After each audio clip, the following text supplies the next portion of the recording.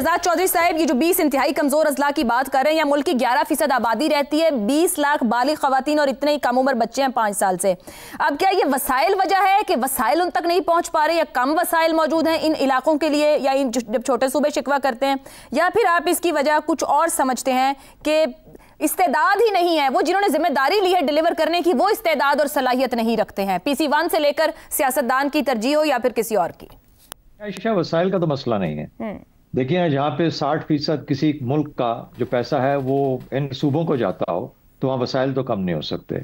जब बलूचिस्तान के एक सेक्रेटरी के घर से अरबों निकलते हों, अरबों उसके अपने पिल्फर किया हुआ पैसा निकलता हो तो वसाइल का तो मसला नहीं है।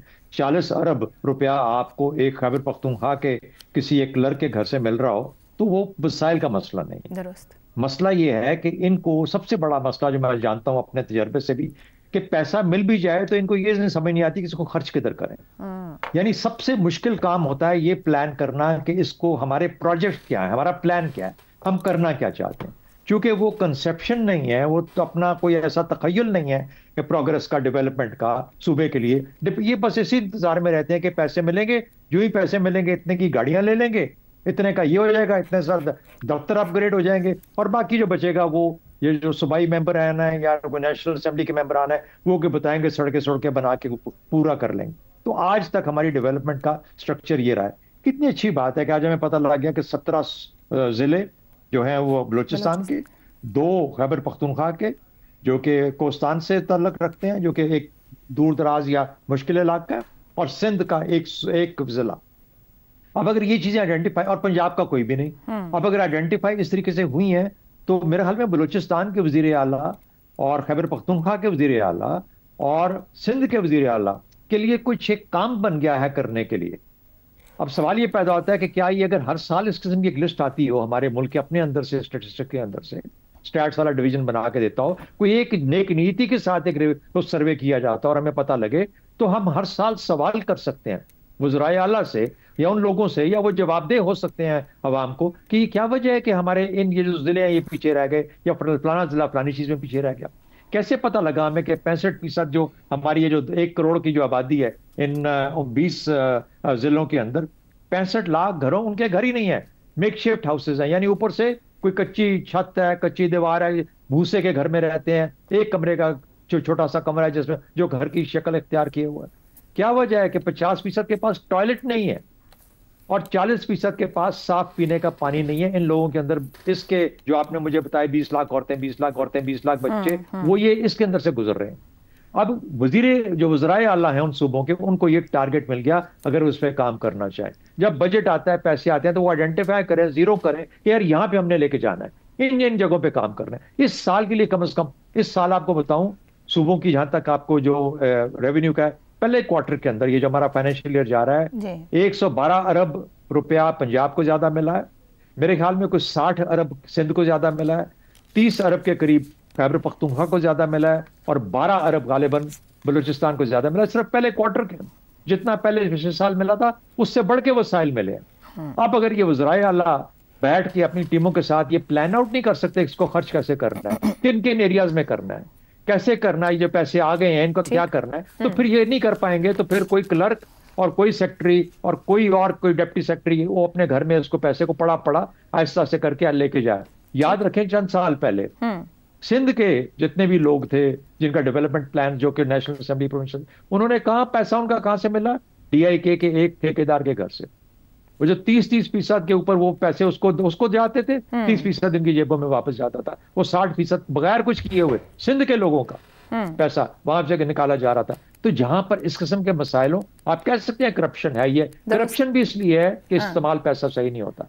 अगर समझ आ जाए कि कैसे इस्तेमाल करना है तो ये सब कुछ हमारे सामने है। तो फिर कोई मेरा ख्याल से हमें कोई समझ वाले लोग रखने चाहिए कि जो समझ पाए कि पैसे का इस्तेमाल कैसे करना जरूरी है। मैं दाद देना चाहता हूं उन लोगों को जिन्होंने ये सर्वे किया। खुदारा या कीजिए, हमारे सामने ये फिगर्स आएंगे तो हम उसको फिर अपनी बहस में लाके कम से कम कोई जवाब दे तो किसी को कर सकेंगे ना, अगर कोई जवाब दे होने को। आज मरियम नवाज की तकरीर आपने शायद सुनी हो पिंडी के अंदर, शी वाज आंसरिंग कि उसने चाहे अपनी वो जो मर्जी बता रही हो कि मैंने ये किया, लेकिन एक डायरेक्शन तो नजर आती है ना। चले 50% किया होगा, लेकिन कुछ ना कुछ तो हो रहा नजर आता है लोगों कुछ दिखाने की कोशिश तो की जा रही है। दुरुस्त हो गया एब्सोल्युटली ठीक। रजा साहब, पंजाब का कोई जिला कमजोर अजला की कैटेगरी में नहीं है। 17 बलोचिस्तान से हैं, 2 खैबर पख्तूनख्वा से, 1 सिंध से।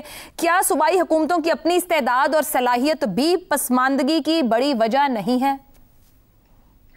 इसमें कोई शक ही नहीं है। जिस तरीके से हमारे यहाँ ये 2 सूबे गवर्न हो रहे हैं, और ये कम से कम आप देख लीजिए 10-15 साल से जो वहां पर आलम है और पंजाब का उससे अगर मवाजना करते हैं तो बिलाशुबा दोनों सूबों के इंफ्रास्ट्रक्चर में और दीगर जो इंडिसेस हैं उनमें काफी फर्क है। और ये अफसोस की बात है कि ये सूबे जो है पीछे रह गए हैं तरक्की के एतबार से, और यही आलम कुछ पार्ट्स ऑफ सिंध का भी है।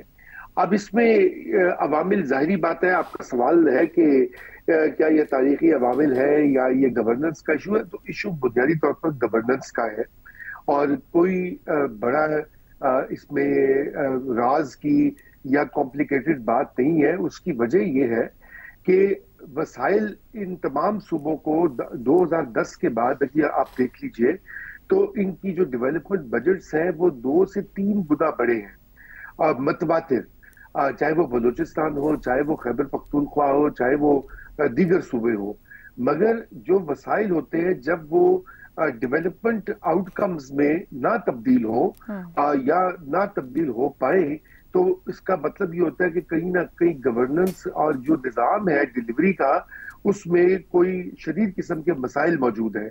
या तो वो पैसे अपनी जगह पे लग नहीं रहे, या उनका जो है उनको चेक नहीं किया जा रहा, उनका उन स्कीम्स को याद रहे कि इन तमाम सूबों में बजट बनते हैं, तरक्याती प्रोग्रामों की लिस्ट भी बनती है, मगर बाद में उनकी जो ऑन ग्राउंड प्रेजेंस होती है या उनकी जो फादियत होती है वहां पे मसला आ जाता है। दूसरा, अब हम ये भी कह सकते हैं कि ये 2 सूबे जो है यहाँ पे कॉन्फ्लिक्ट जो है वो भी रहा है। पंजाब में निस्बतन वो वाला मामला नहीं रहा।